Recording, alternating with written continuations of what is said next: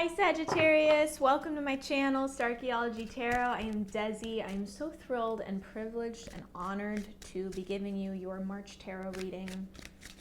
Thanks for stopping by to cash in on that. I want to take a moment and invite Spirit into this space. Invite your guides, yes, your guides. Your angels and archangels, your masters, ascended masters.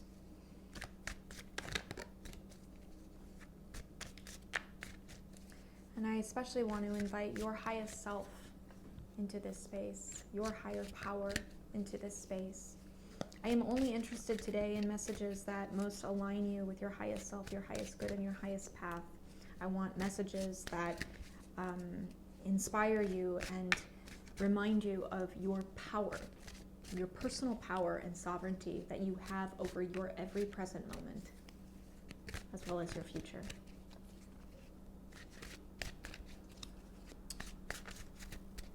What are the messages for Sagittarius, Sun, Moon, Rising, and Venus?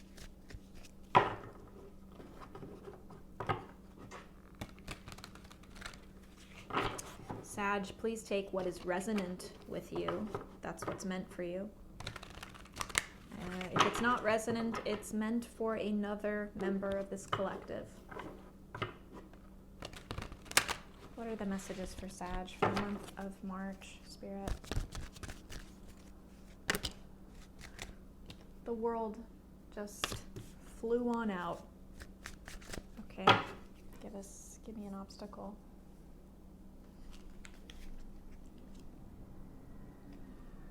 The High Priestess. And the advice is the Six of Cups. Sag, wow. It's a powerful month for you.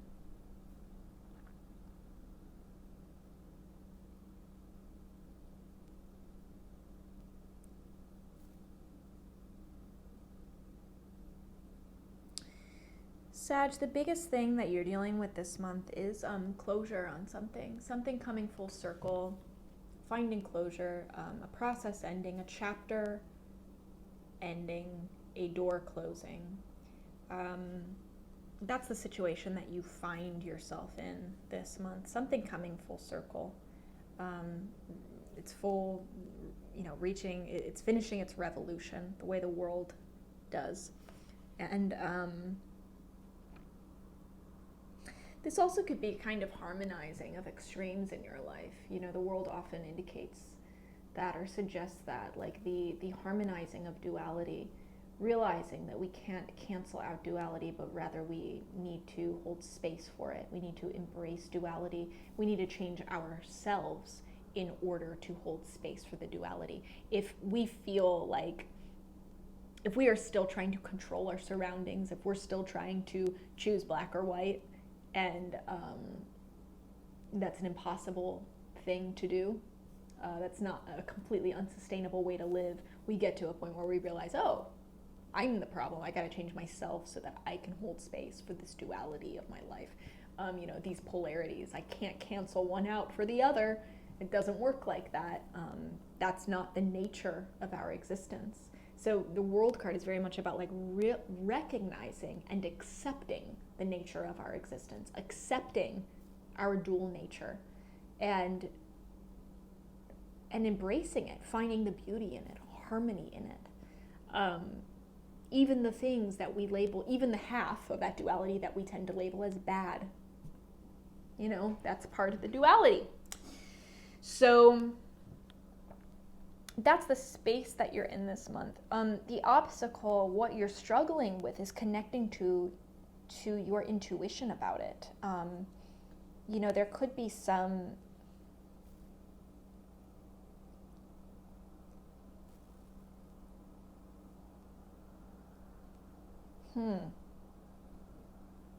yeah, I'm seeing a kind of blockage in your subconscious. I'm seeing this High Priestess card as almost being like, I'm taking it as like that energy being blocked, or the card being reversed.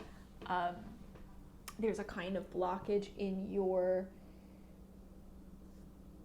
your intuitive voice, you hearing your intuitive voice, or your inner knowing, and the power that comes from that inner knowing.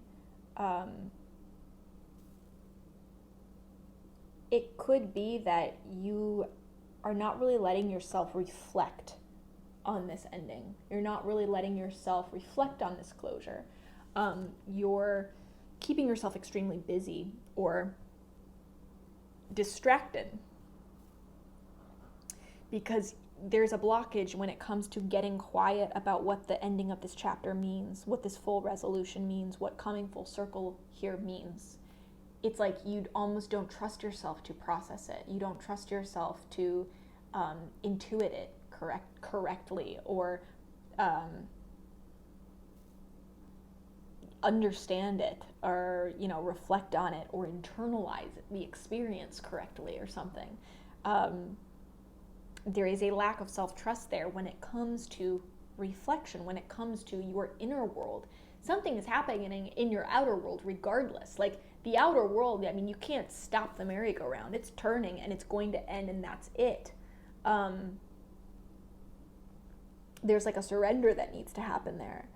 But it feels like a big milestone in a way. It feels like it's some big, it could be a milestone. There's a big ending here. There's a big shift for you and a new beginning. Like it could be a death and a death and a birth of some sort. And for whatever reason, it's like your obstacle is thinking about it. Your obstacle is reflecting on it. It's like, I don't want to think about this too much. I don't want to reflect on this too much. It's too, it's rich with symbolism for me. I know that the meaning is deep, and I don't have the bandwidth to process it. I don't want to face myself, my truest self. And there is something about this revolution, this death and birth, that is requiring you to face yourself. It is requiring you to look inside yourself. It's like, a world-changing thing potentially for you, a reality-changing thing. It's very hard to go through reality-changing events and avoid introspection in those events. Like, usually the big things that happen to us spur introspection. They usually make us look at ourselves, force us to look at ourselves, force us to examine things that we don't often examine, or come to terms with things hiding in our subconscious, become conscious of things hiding in our subconscious. That is what an existential crisis is. That's often spurred by some big life milestone, or some big life change. It's like, you expect this to have a big change, a big effect on you. You know the potential that this world card could have on you, that this ending and new start, rebirth can have on you. And you are resisting the existential searching that is wrapped up in it. That's almost like guaranteed to happen with it. You're having a hard time connecting to that deep part of yourself. And maybe it's just like a fear of looking inside yourself. Like you're afraid of what you're going to find. You're afraid of what you're going to see you actually believe about yourself and your life, and how that is being triggered by this ending. It's being triggered by this death, this rebirth. So what's the biggest advice here, Sag, is that's the Six of Cups. Six of Cups is the advice. If you're having trouble connecting to that inner part of yourself, to your intuition, to your knowing, try connecting to your inner child instead. Those two are very aligned, and sometimes I think people can more easily get in touch with their inner child than they can their intuition, or than they can their deep higher power, like the divine part of them, the voice of truth in them. Almost feels like lofty sometimes. It's like, how do I access that? I can't, this is too heavy. Like, this is adult stuff that's too heavy. I can't deal with this right now. But if you can look at it through the lens of an inner child, your inner child is always in you. Your inner child's never left you. And your inner child also has that direct connection to truth and God. And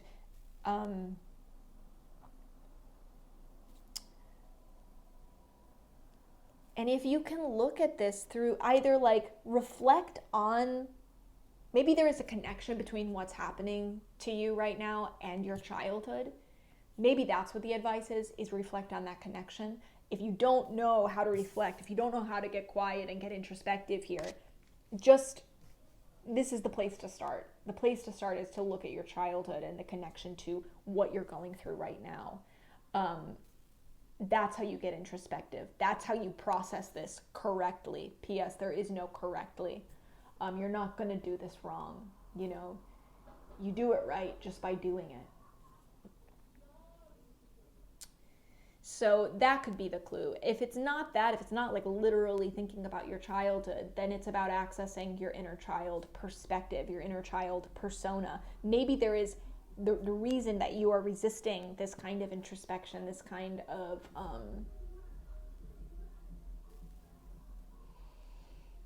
reflection. The answer is lying somewhere in something that your inner child is afraid of. There's something about this shift that makes your inner child fearful. And that's where the resistance really is coming in. That's what the resistance towards reflection is rooted in. So if you can speak with your inner child, like really just figure out, what are you afraid of? Like have a conversation, write it down, you know, write down the two voices in yourself. Why does this make you feel afraid? There's no wrong answers. You might be surprised by what comes up. Your inner child might tell you flat out, like, oh, I'm afraid of this ending because it means this, you know, and then that's a conversation starter. That then you can be like, what makes you think it means that, you know? And really just keep asking questions until you get to the root of what this really is about for you. And you're able to then unravel the fear. You're able to defang the fear. And what have you done in the process? Guess what? You've self-reflected. You've connected with that inner part of yourself. You've done that. You've already embarked on the introspection journey that may be triggered by this world event, this world shift for you. So that kills two birds with one stone. I would love to hear how this looks specifically for you in your life, Sag, so feel free to comment below. Wow, it's getting sunny in here. Please like and subscribe and share. I can't ask that enough. I can't beg you to do that enough. I am trying to do this so much more in my life. I'm trying to create supportive tarot work for anybody who wants it. I want to be doing more of it. I want to be using more of my time to do it. And I really can't do that without your support. You know, I need your help in growing this community, growing this support. And I don't know how to say it, but I can't do it without you guys. I can't even say it. I can't do it without you guys. So if you can help me in any way, I would be so grateful. Also, please check out my Patreon in the link below. You can support me for a few dollars a month, which really goes a long way, and also gets you discounted personal readings with me, as well as other little cool Patreon goodies.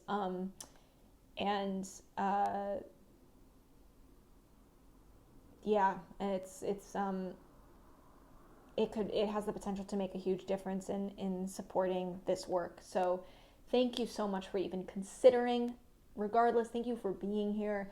Thanks for your open hearts and your open minds, and meeting me here in the field. This is as special for me as I hope it is for you. I am rooting for you, Sag. I'm wishing you the most beautiful March, and I'll see you next time.